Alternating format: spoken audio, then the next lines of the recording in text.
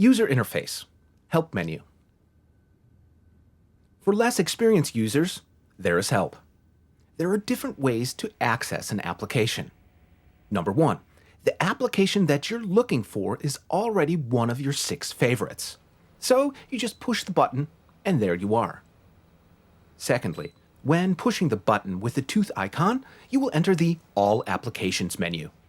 The sub-menus for the surgical, periodontal, endodontic, photobiomodulation, and miscellaneous applications, as well as the area of Own Applications, are arranged in the same way. After opening the submenus, you can select among different applications with preset treatment parameters. Each preset application also offers some additional information about this specific application by simply pushing the Help button.